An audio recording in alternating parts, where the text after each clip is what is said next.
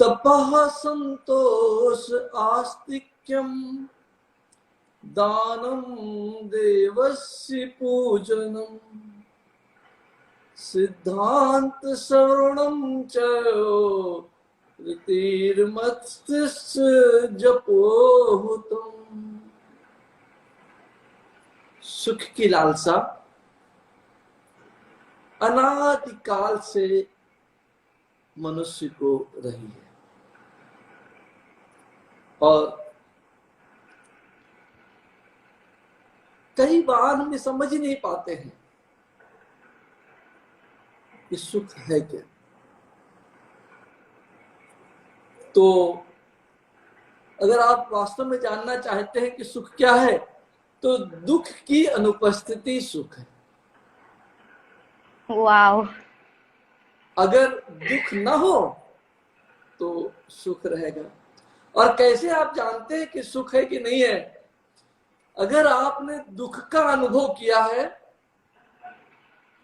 तभी आप सुख को समझ पाएंगे। क्यों? क्योंकि अगर आपने दुख देखा ही नहीं है तो जो आज सुख है वो भी आपको दुखी लगेगा। इसलिए जो जितनी भी विरोधाभासी चीजें हैं वो एक दूसरे के बगैर जीवित नहीं रह सकती। हानि के बगैर लाभ जीवित नहीं रह सकता, दुख के बगैर सुख जीवित नहीं रह सकता। और इसलिए हिंदी भाषा में, संस्कृत भाषा में दो शब्द हैं, सुख और आनंद। ओके। सुख का विरोध है, सुख का विलोम शब्द है दुख। और आनंद का विलोम ही नहीं है। इसलिए हमें चाहिए, मनुष्यों को चाहिए कि वो सुख के चक्कर में पड़े ही नहीं, आनंद की खोज करें और जिससे उन्हें कभी भी दुख झेलना न। अब दूसरे भाषा में मैं आपको सुख और दुख बता दूं। इच्छा से किया गया कार्य हमें सुख प्रदान करता है। मेरी इच्छा है कि मैं 2-4 गुलाब जामुन खा लूं, अभी फटाक से सुख मिलेगा, ठीक है। और अनिच्छा द्वारा थोपा हुआ कार्य हमें दुख देता है। पढ़ने की इच्छा नहीं, माँ बाप मार, सुबह उठ पढ़ना है। पढ़ना बहुत अच्छी चीज है, लेकिन वो उस समय आपको सुख नहीं देता है। क्यों? क्योंकि आपकी इच्छा नहीं है उस समय पढ़ने की। जैसे ही आपकी इच्छा हो जाए, फिर माता पिता कहें चाहे नहीं कहें, आप पुस्तक खोल करके बैठ करके आपको एक अद्भुत सुख की प्राप्ति होगी पढ़ाई करने में। कई चीजें आप देख लीजिए, आपको कुछ खाने की इच्छा नहीं है, पालक, 18-20 साल के बच्चे जो होते हैं उनको पालक बिल्कुल पसंद नहीं होता, और माता पिता कहते हैं कि पालक में विटामिन ही भरी हुई है। वो बच्चे को पालक ही खिलाना चाहते हैं और बच्चा खाता नहीं, उसको सुख नहीं मिलता। जब माता पिता कहते हैं पालक खा ले बेटा, पालक खा ले, तो उसे सुख नहीं मिलता है बल्कि दुख मिलता है। ये तो रही सुख और दुख को समझने की बात।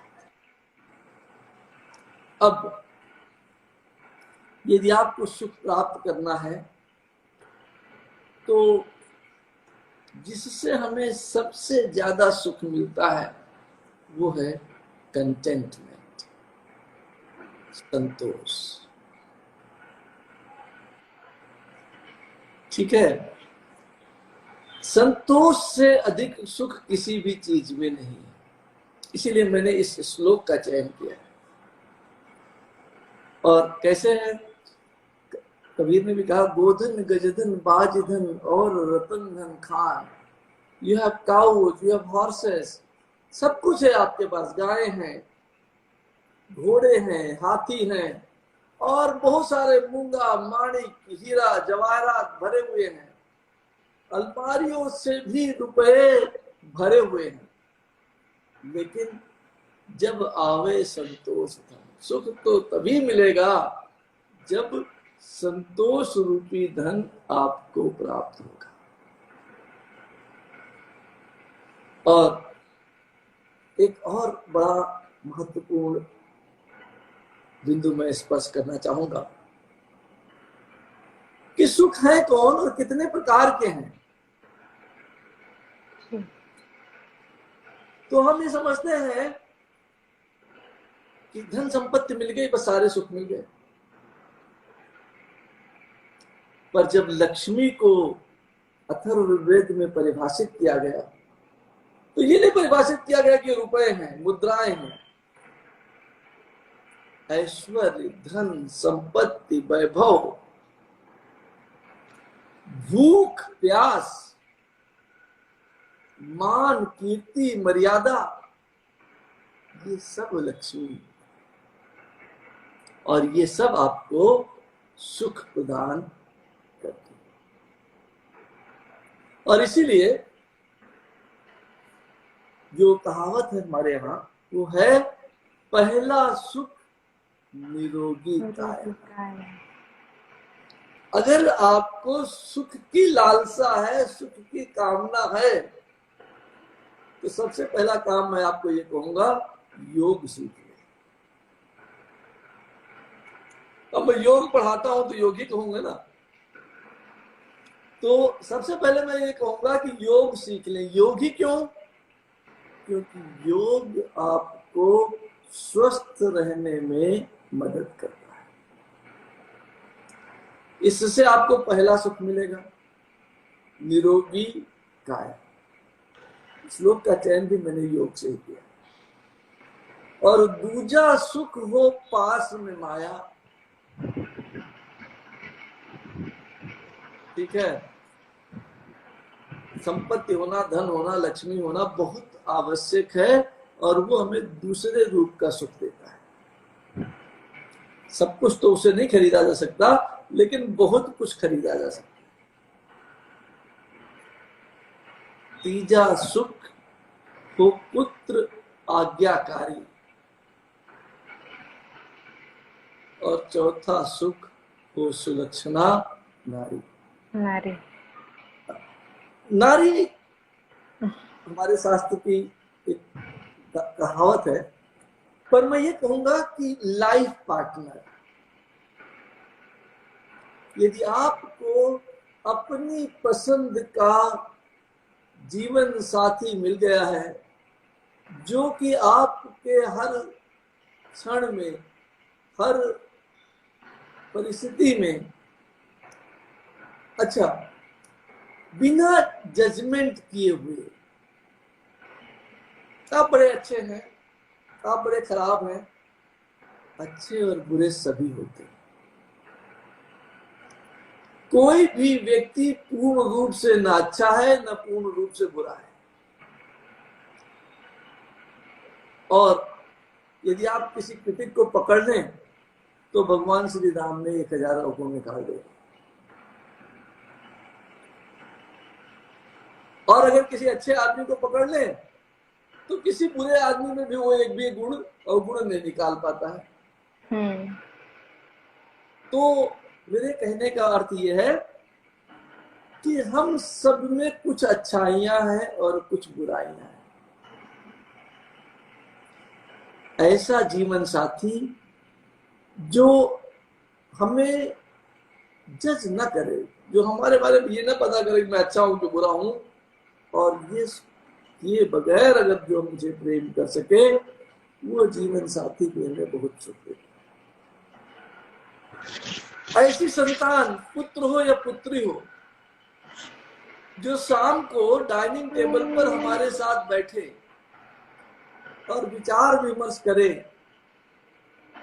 कि माँ जी, पिताजी, आगे हमें क्या करना चाहिए, वो भी आपको बहुत सुख प्रदान करता है। ये सब मिले कैसे? ये कहना बड़ा आसान हो गया, स्वस्थ शरीर मिल जाए सुख, पैसा मिल जाए सुख, अच्छे संतान मिल जाए सुख, और अच्छा जीवन साथी मिल जाए तो महासुख। पर ये मिले कैसे? तो तब संतोष, आस्तिकता, दान। तपः संतोष आस्तिक्यम दानम देवस्य पूजनम। तप के द्वारा, संतोष प्राप्ति के द्वारा, आस्तिकता के द्वारा, जो हमारे पास है उसको दूसरों के साथ बांटने के द्वारा, देवों का पूजन करने के द्वारा, शास्त्र सिद्धांतों के श्रवण के द्वारा, जप के द्वारा और यज्ञ के द्वारा इन सभी सुखों को प्राप्त किया जा सकता है। ठीक है। तपः संतोष आस्तिक्यम दानम देवस्य पूजनम सिद्धांत श्रवणम च रीर मतिष्ठ जपो हुतम। और जो नहीं करते हैं, इनमें संतोष नहीं है, तप नहीं है, दान नहीं है, उनके लिए संस्कृत में एक और श्लोक है, येषां न विद्या तपो न दानम ज्ञानम न शीलम गुणो न धर्मा ते मृत्यु लोके भूय भारभूता। वो सुख तो चाहते हैं, जिनमें विद्या नहीं है, तप नहीं है, दान नहीं है, ज्ञान नहीं है, शील नहीं है, गुण नहीं है और धर्म नहीं है, वो सुख तो चाहते हैं, लेकिन पृथ्वी पर भार के समान है और सुख की कामना करते हुए भी दुख को ही प्राप्त होते हैं। इसलिए तपश्चर्या, संतोष, ईश्वर में विश्वास, ईश्वर में विश्वास आपको अपने में भी विश्वास प्रदान करता है।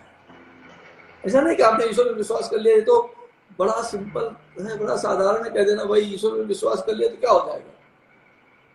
अगर विश्वास आ गया तो आपके समस्त कार्य स्वतः सिद्ध होने लगते। शिव ने कहा, माता पार्वती ने पूछा, एक बार पूछा, सफलता का रहस्य क्या है प्रभु, सफलता का रहस्य।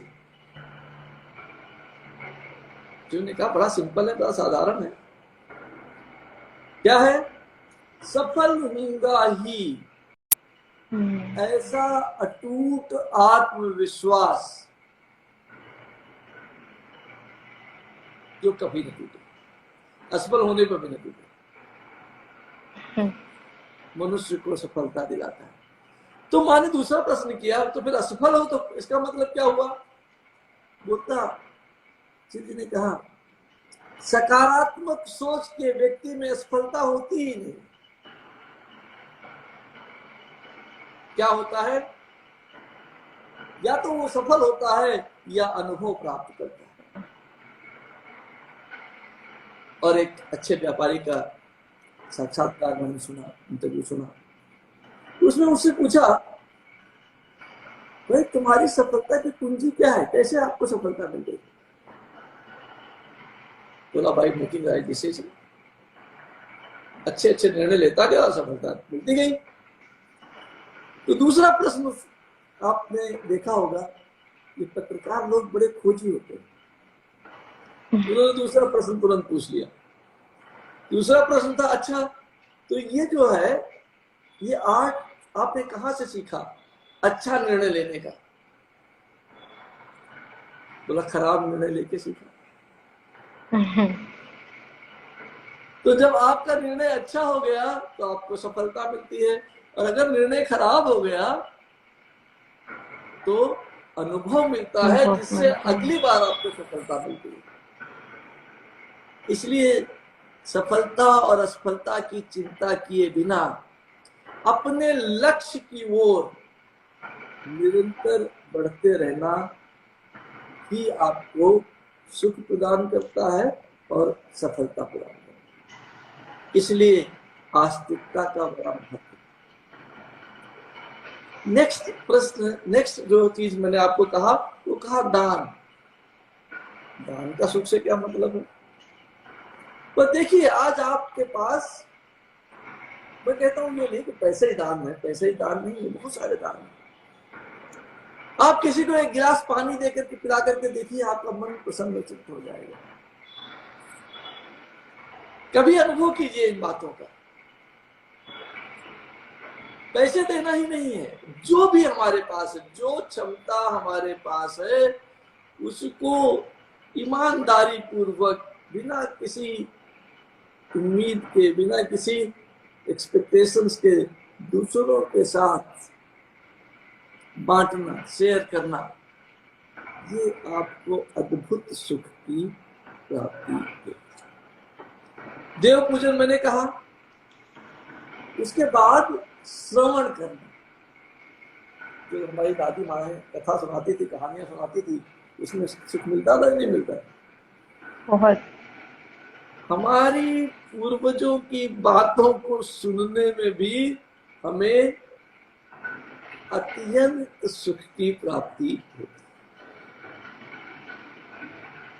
जप करना, जप करने से मन स्थिर और शांत हो जाता है। ध्यान करना, ध्यान करने से भी मन स्थिर और शांत हो जाता है, हमें सद्बुद्धि की प्राप्ति होती है और हमारा जीवन सुखमय हो उठता है। और हवन, यज्ञ या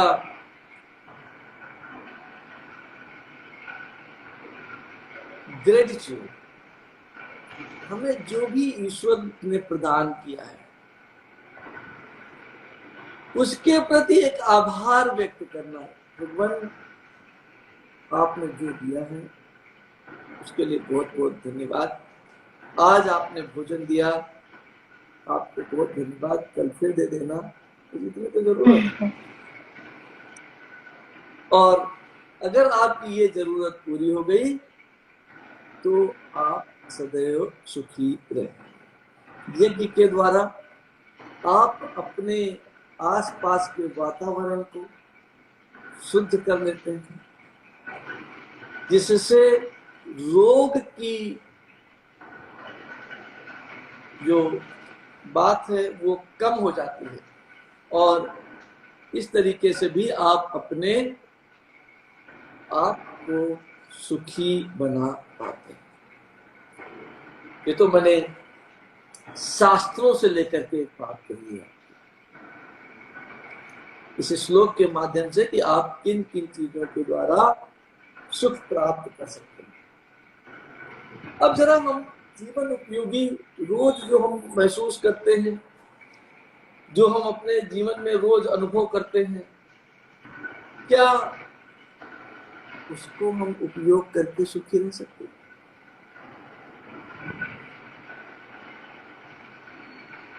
उत्तर है हाँ, रह सकते हैं। कैसे? जो आपको पसंद हो उसका अनुसरण करें।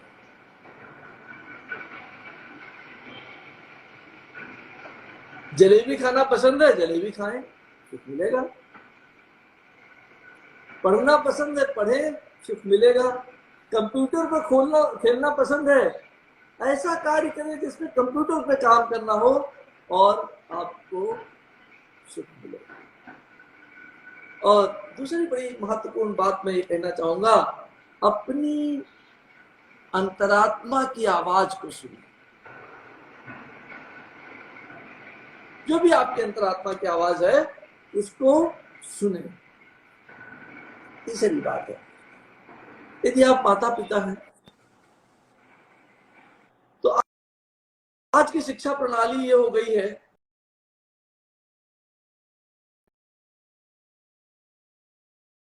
वो अपने जीवन का यापन कर सके। ऐसा न करें। बच्चों को अमीर होने की शिक्षा न दें, बच्चों को सुख रहने के संस्कार दें। ठीक है। और अगर आप ऐसा करेंगे तो जब हमारे बच्चे बड़े होंगे तो उनको कद्र रहेगी हर चीज की। समाज में मैंने 4 सुख बताया, चारों में दूसरा हमने माया के बारे में कहा, धन के बारे में कहा, संपत्ति के बारे में कहा। तो हमारा 100% कंसंट्रेशन केवल पैसा कमाने के लिए कैसे हो सकता है? 25% ही हो सकता है। और बाकी समय में दूसरे कार्यों को भी करें। और दूसरे कार्य में एक बढ़िया काम बताता हूं मैं आपको, सबसे बढ़िया काम क्या? जिसे भी देखे मुस्कुराए। सवेरे जब भी उठें मुस्कुराएं, शत्रु को भी देखें तो भी मुस्कुराएं। ठीक है। क्यों? क्योंकि प्रसन्नता तो चंदन है। ये आप किसी के भी माथे पर लगा दो वो शीतल हो ही जाएगा। प्रसन्नता वो चंदन है जो किसी के भी माथे पर लगा दिया जाए वो शीतल हो जाता है। और इसका एक हर दवाई के साथ में एक साइड इफेक्ट होता है, पता आपको? तो मुस्कुराने का एक साइड इफेक्ट भी है।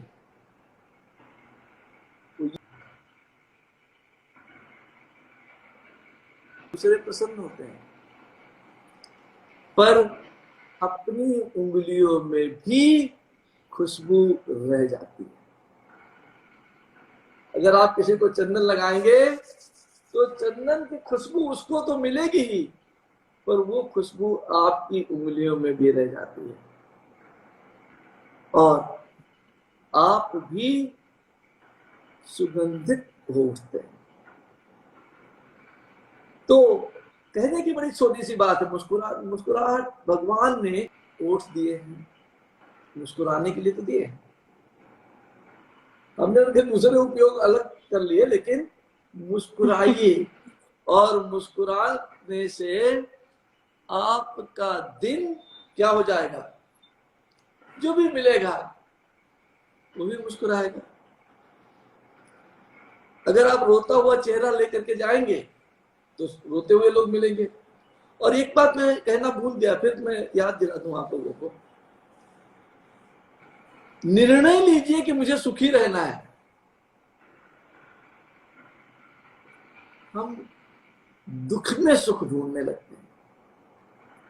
हम दुखी होते, कोई हमको धोखा दे दे, कोई मिले हमें और मेरी जिंदगी बर्बाद कर दे, तो मैं वो चीज शेयर करूंगा अपने दोस्तों से, अपने मित्रों से, और मेरे मित्र कहेंगे वाह यार क्या तकलीफ उठाई है आपने। और फिर हम सब मित्रों को उसमें भी आनंद प्राप्त होने लगेगा, उसमें भी सुख मिलने लगेगा। तो दुख में सुख न ढूंढें। आपका अगर कोई मित्र भी ऐसा है जो अपने दुख की बात करता है तो उसकी मदद करें, लेकिन बार बार उसी कहानी को न सुने, न समझे और न कहें। क्यों? क्योंकि आशावादी बनना जो है, आप लोग रोते रहेंगे, रोज रोते रहेंगे, रोज अपने दुख के बारे में कहते रहेंगे, लोग सुनेंगे तो फिर थोड़े दिन बाद यार ये तो ऐसा है कि रोज ही एक ही बात करता है, इसको छोड़ो। और फिर क्या होगा? आप निराशावादी बन जाएंगे। इसलिए अपनी शक्तियों को पहचाने, अपनी कमियों को, कमियां तो है, सब में है, हम में भी है, आप में भी है, सब में कमियां है। क्या पर क्या केवल कमियां हैं? केवल कमियां नहीं, प्रत्येक मनुष्य में कमियों के साथ साथ शक्ति भी होती है। अपनी कमियों का महिमा मंडन न करें, अपनी शक्तियों को पहचानें। और जो अपनी शक्ति को पहचान लेगा उसे संसार पहचान लेगा। जो अपनी शक्ति को पहचान लेगा उसको संसार पहचान लेगा। वो कभी भी जो है दुखी नहीं रहेगा।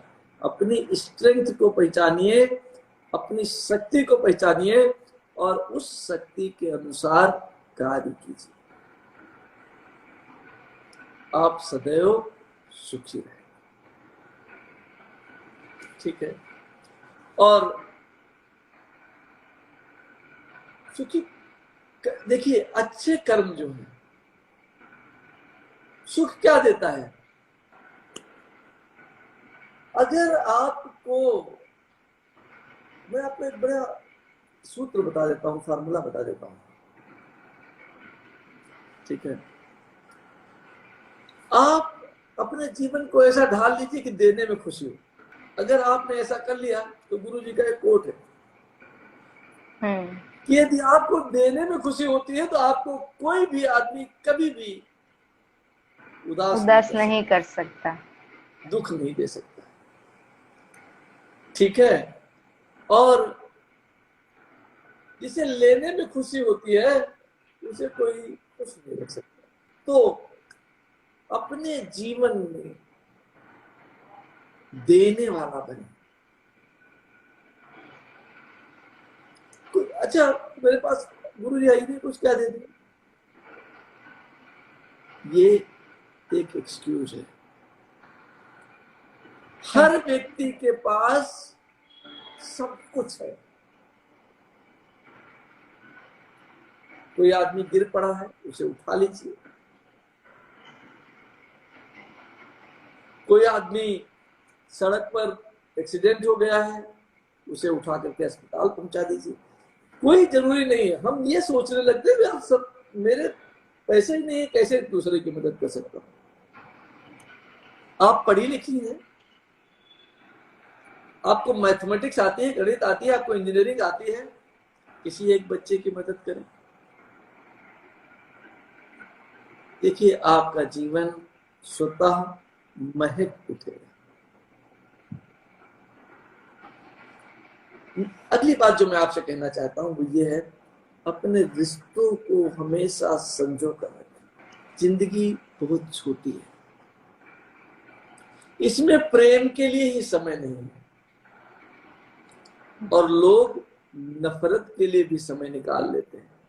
और मैं आपसे बताना चाहता हूं, जिंदगी की असली खुशी ये नहीं कि आप कितने खुश हैं। असली खुशी तो तब है कि आपके आसपास के लोग कितने खुश हैं। एकदम सही बोला आपने।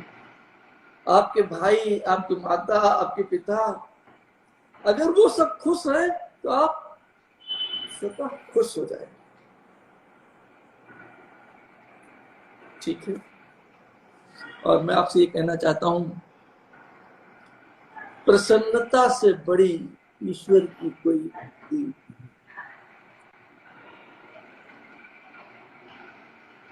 आप दिन भर पूजा करें चाहे न करें, प्रसन्न रह करके ईश्वर को मिले, प्रसन्न रह करके अपने माता पिता के चरणों के स्पर्श करें, प्रसन्न रह करके अपने भाइयों के साथ खेलें कूदें, स्पोर्ट्स करें, पढ़ें लिखें, जो भी करना है वो प्रसन्न होकर के करें। और जो भी ईश्वर ने हमें दिया है उसका आभार प्रकट करें। ये न कहें कि हमें कम दिया है। मैं आपको एक बात बता दूं, ईश्वर कभी किसी को कम देता ही नहीं। ठीक है, जो भी आपके पास है उसमें प्रसन्न चित्त रहे और संतोष रहे। और अगर आपने ये गुण विकसित कर लिया तो एक और बात आपको याद रखनी है, किसी से कभी तुलना न करें। वो बड़ा अमीर है, मैं बड़ा गरीब हूं, उसमें कुछ और गुण है और मुझ में कुछ और गुण। वो भी गुणवान है और मैं भी गुणवान। ठीक है, कभी भी अपने आप को किसी से भी तुलना न करें, अपने आप पर विश्वास रखें और वर्तमान में जिए। अगर आपके पास सुख नहीं है तो आप वर्तमान में नहीं जी रहे। अगर आप चिंतित हैं तो आप भविष्य के बारे में सोच रहे हैं, और यदि आप निराश हैं तो आप अतीत के बारे में सोच रहे हैं। यदि आप शांत चित्त और प्रसन्न हैं तो आप वर्तमान में जिए। वर्तमान में जिए, आप स्वतः शांत चित्त होकर के अपने जीवन को व्यतीत कर सके। और याद रखें, कुछ पाकर तो हर व्यक्ति खुश हो जाता है, कुछ खोकर जो खुश रह सके, कुछ खोकर जो खुश रह सके वो 500 जीत लेता है। ठीक है, तो ये जो जीवन का ये चीज है वो आप ध्यान में रखिए। पाना और खोना दोनों स्थिति में समान रहते हुए हमेशा मुस्कुराहट को बिखेरते रहें। आपका जीवन गुलाब के फूल के समान महकने लगेगा। धन्यवाद। बहुत बहुत दिल को छू जाने वाली आपने आज बहुत सारी बातें की और बहुत बहुत ज्ञान मिला, बहुत कि कैसे शांतिपूर्वक किसी भी समस्या में हम डील कर सकते हैं। पर उसके साथ ही 2-3 क्वेश्चंस है कि आपने अभी बताया कि अगर मतलब सच्ची खुशी अगर हमारे आसपास के लोग खुश है तो हमें मिलती है, और ये मैंने ऑफ कोर्स हम सब ने कभी ना कभी डेफिनेटली एक्सपीरियंस किया होता है।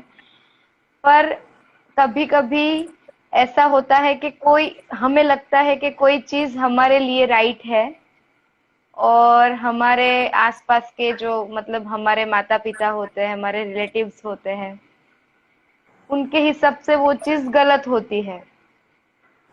तो for for a time being उनको ऐसा लगता है कि हम गलत होते हैं। तो उस सिचुएशन में कैसे खुद को संभाले? या एक ही ऐसी परिस्थिति है जीवन में जिसमें आप और आपके माता पिता के विचार भिन्न हो सकते हैं। एक ही परिस्थिति है और वो है प्रेम की परिस्थिति। और प्रेम की परिस्थिति को समझने के लिए मुझे नहीं पता यहाँ पर वो प्रश्न कितना उचित है, पर हमें यह समझना होगा कि संबंध कैसे होते हैं। तो 4 प्रकार के संबंध होते हैं, 4 प्रकार के प्रेम आप कह सकते हैं कि से मनुष्य बना हुआ है।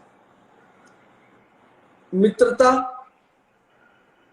रक्त संबंध, प्रेम संबंध और आध्यात्मिक संबंध। इन सब में हमारे माता पिता को समझने की आवश्यकता है कि ये असेंडिंग ऑर्डर में है। मित्र से भाई ज्यादा महत्वपूर्ण होता है। भाई माता पिता सब उसी कैटेगरी में आते हैं। भाई से प्रेमी या पति ज्यादा महत्वपूर्ण होता है, पत्नी ज्यादा महत्वपूर्ण होती है। पति और पत्नी से गुरु या भगवान ज्यादा महत्वपूर्ण होते हैं। अगर माता पिता को ये समझ में आ जाए तो वो इतना ज्यादा विरोध बच्चों के प्रति नहीं करेंगे। और दूसरी एक चीज है, रक्त संबंध में प्रेम ऊपर से नीचे की ओर बहता है। तो जितना प्रेम मेरे माता पिता ने मुझे किया है वो मैं अपने माता पिता को नहीं कर पाता, अपने बच्चों को से कर पाऊंगा। क्यों? क्योंकि प्रेम का जो बहाव है वो ऊपर से नीचे की ओर है, जो हमें किसी ने पढ़ाया नहीं। तो अगर ये ज्ञान एक बार हमें प्राप्त हो जाए तो हमारे माता पिता को थोड़ा दुख और कष्ट कम होगा। दूसरी बात जो है वो समझने वाली ये है कि जो रोमांटिक प्रेम है वो भी कभी कभार, उसमें भी 4 प्रकार के प्रेम होते हैं। रोमांटिक प्रेम में भी 4 प्रकार के प्रेम होते हैं और ज्यादातर लोग प्रेम में ना होकर के प्रेम के भ्रम में होते हैं। और जब कोई भी संतान प्रेम के भ्रम में है और माता पिता समझ रहे हैं कि अपना अहित कर बैठेगी, तो वो अपने अनुभव का ज्ञान अपने बच्चों में बांटना चाहते हैं। इनमें से गलत कोई नहीं। आवश्यकता किस बात की है? आवश्यकता है सामंजस्य बिठाने की। और वो सामंजस्य क्या है? आप फिर अपने डाइनिंग टेबल पर बैठे, माता पिता के पास बैठे, अपनी बात उन्हें बताएं और उनकी बात ध्यान से सुने। और जब ये बातचीत करें तो जो आपका बातचीत है वो हृदय से हृदय तक होनी चाहिए, शब्दों के माया जाल में न जाए। और तब आप और आपके माता पिता एक दूसरे को समझ सकें और फिर आप मिलकर के एक ऐसा निर्णय लेंगे जो आप सबके लिए हितकर होगा और सुखमय होगा, आनंदमय। इसके लिए हमारे गुरुधाम में एक पुस्तक लिखी गई है, विजडम ऑफ लव। और इसमें इन 4 प्रेमों को अच्छी तरीके से समझाया गया है। ऐसे लोग जो अंग्रेजी भाषा का ज्ञान रखते हैं वो इस पुस्तक का लाभ उठा सकते हैं। ये पुस्तक हिंदी में उपलब्ध नहीं है, केवल अंग्रेजी भाषा में उपलब्ध है। जो लोगों को अंग्रेजी भाषा का ज्ञान है वो इसका लाभ उठा सकते हैं। धन्यवाद। मुझे समझ से आपके प्रश्न का उत्तर होगा। दूसरा ये क्वेश्चन है कि आपने बताया कि सुख और आनंद में डिफरेंस है। अगर मेरी समझ से मैं आनंद का मतलब समझती हूँ तो सुख से आनंद की ओर कैसे बढ़ा जाए? आनंद सुख प्राप्त करने की क्रिया है, आनंद खो जाने की क्रिया है। प्राप्त करेंगे तो सुख मिलेगा, खो जाएंगे। और मनुष्य तो हमेशा प्राप्त ही करना चाहता है। तो मैं काफी दिनों से योग करता हूँ, ध्यान करता हूँ। मेरे एक शिष्य मेरे पास आए, काफी ज्ञानवान, पढ़े लिखे। मैंने बोला गुरुजी आप, मैं देख रहा हूँ 10-15 साल से आप ये ध्यान में लगे रहते हैं, क्या गेन किया आपने? मैं थोड़ी देर सोचने लगा,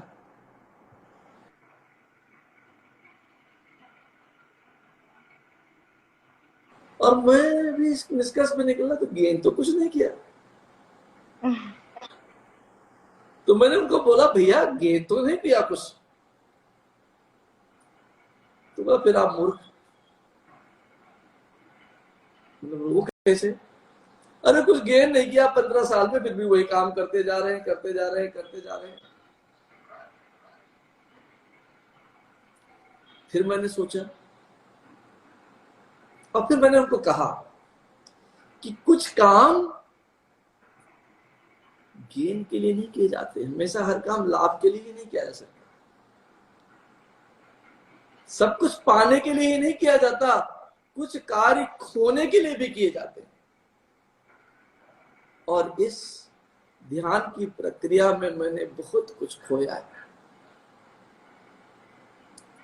अब उनकी उत्सुकता और बढ़ गई, क्या खोया गुरुजी, आप तो कैसे आदमी हैं, बड़े अजीब से आदमी हैं। तो मैंने बोला मेरा क्रोध खो गया, मेरा स्ट्रेस खो गया, मेरी चिंता खो गई, और भय खो गया। जो मैं दूसरों पे घृणा करता था पहले, वो खो गया। पाया नहीं है कुछ, पर मैं ध्यान पाने के लिए नहीं करता हूं, ध्यान मैं खोने के लिए करता हूं। तो सुख प्राप्त करने की क्रिया है, दुख है, सॉरी, सुख प्राप्त करने की क्रिया है, और आनंद खो देने की क्रिया है। तो यदि आप इस यात्रा को करना चाहते हैं, तो मैंने अभी आपको कहा विजडम ऑफ लव में जब आध्यात्मिकता को हमने परिभाषित करने का प्रयास किया है, तो ये कहा है कि आध्यात्मिकता, spirituality is a process of unlearning. आध्यात्मिकता जो आपने सीख रखा है, उस सीखी हुई चीज को फिर से बिना सीखना है। लर्निंग में से अनलर्निंग की क्रिया में जब आप जाते हैं, तभी आप आध्यात्मिकता की ओर जा सकते हैं, और तभी आपको आनंद की अनुभूति होती है। तो सुख और आनंद, एक किसी व्यक्ति ने यह कहा कि महासुख को ही तो आनंद कहते हैं। अंग्रेजी में कहा उन्होंने, अंग्रेजी में महासुख को उन्होंने ट्रांसलेट करके कहा super happiness. Super happiness is bliss. पर सुपर हैप्पीनेस ब्लिस नहीं है। तो आनंद क्या है? सुख और दुख में समान रहने की क्रिया को आनंद कहते हैं।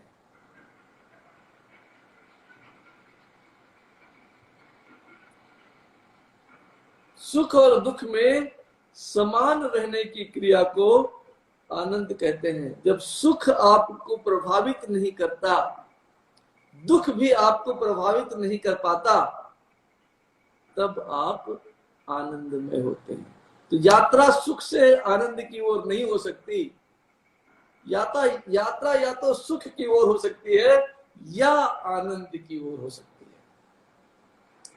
ये नहीं कि सुख एक पड़ाव है और इस पड़ाव के बाद अगर आप अपनी यात्रा चालू रखें तो आपको आनंद की प्राप्ति होगी। ऐसा नहीं है।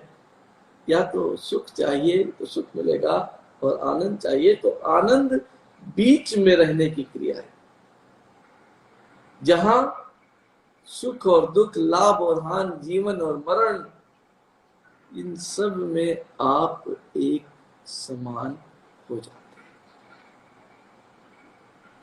धन्यवाद। आभार। तो इसी में फर्दर मेरा ये क्वेश्चन है कि अगर अभी मैं सुख के पाथ पे हूँ, हम में से शायद 99% लोग सुख के पाथ पे ही है, मतलब सुख का पहलू ही जी रहे हैं। तो अगर आनंद का पहलू जीना चाहे तो उसका पहला चरण क्या होगा? निर्णय। किसी भी कार्य को करने का पहला चरण है निर्णय। और ये निर्णय कि मैं सुख और दुख में एक समान रहूंगी, तो वो ही आनंद है। वही आनंद है। और वहां से शुरुआत होती है, वहां से शुरुआत होती है, निर्णय से शुरुआत होती है। फिर आप उन योग को, उन कर्म योग सीखेंगे। जब आपने ये ऐसा निर्णय ले लिया तो आप क्या पढ़ेंगे? फिर आप गीता पढ़ेंगे, शास्त्र पढ़ेंगे, वेद पढ़ने का प्रयास करेंगे, और आपको धीरे धीरे आप अपने जीवन को समझ सकेंगे और ये समझ सकेंगे कि मैं कौन हूं। और जब आप ये समझ सकेंगे कि आप कौन हैं, तो मैं समाप्त होगा, मैं हम में परिवर्तित हो जाता है। और जब मैं हम में परिवर्तित हो जाता है तो आनंद की शुरुआत होती है। धन्यवाद।